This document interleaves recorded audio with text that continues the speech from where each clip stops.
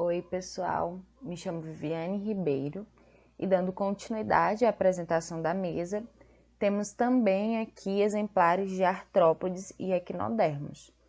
Os artrópodes são invertebrados que possuem pernas articuladas e um esqueleto externo, que é chamado de exoesqueleto, o qual é diferente do nosso esqueleto humano, que é interno. O crescimento dos artrópodes se dá por meio de mudas, que nada mais são do que o abandono desse esqueleto velho e pequeno e a fabricação de outro, que é novo e maior. E esse fenômeno ocorre várias vezes até que o animal chegue à fase adulta. Os artrópodes eles são classificados em 5 grupos principais, chamados de subfilos. Dentre eles, os Trilobitomorpha, Chelicerata, Myriápoda, Hexápoda e crustácea. Nessa mesa, temos exemplos de quelicerados e crustáceos.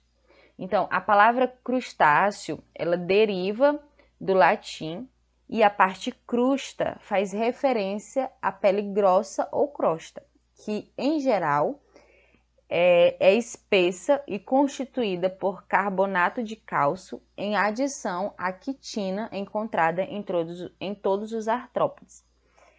Uma outra diferença entre os crustáceos e os demais artrópodes é o fato de, em geral, possuírem 2 pares de antena. Então, os crustáceos eles são animais extremamente diversos, com formas corporais que variam desde poucos milímetros e alguns metros. De uma maneira geral, são animais carnívoros ou onívoros. Alguns crustáceos eles são utilizados na alimentação humana, tais como camarões, lagostas, lagostins, caranguejos e siris. Aliás, siris e caranguejos eles são muito parecidos, o que pode fazer com que muitas pessoas se confundam. Então, para diferenciá-los, deve ser observado algumas características. Por exemplo, observando essas duas imagens que a gente tem aqui, podemos comparar um siri de um caranguejo. Então, o siri possui as laterais do corpo mais pontiagudas, enquanto que as laterais do corpo do caranguejo elas são mais arredondadas. O par de pernas traseira do siri é mais achatada e elas funcionam como nadadeiras para locomoção na água, enquanto que todos os pares de perna dos caranguejos são pontiagudos, que são adaptados para locomoção terrestre. E os siris, eles geralmente são menores, enquanto que os caranguejos geralmente são maiores.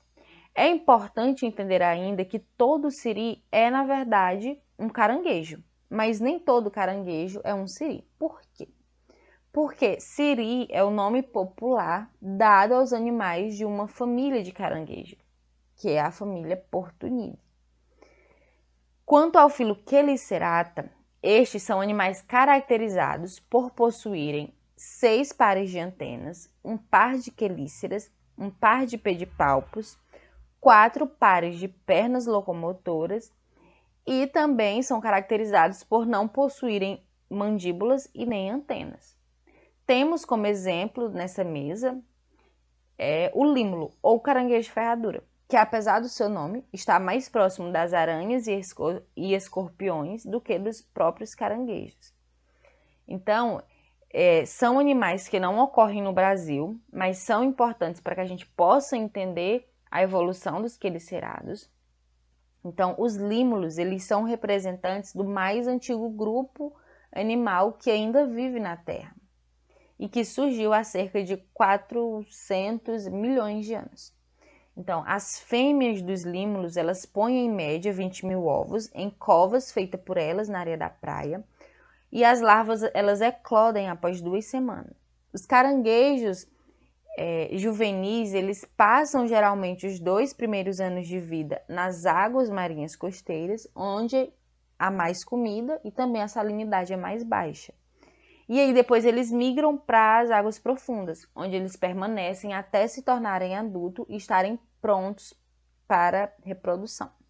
Esses animais eles apresentam vários olhos dorsais, né, onde 2 desses óleos são compostos, usados especialmente para encontrar parceiros, e os restantes são adaptados para a sincronização circadiana e processamento visual da informação. Tem ainda 2 óleos simples ventrais, que ajudam esses animais a orientar-se durante a sua deslocação.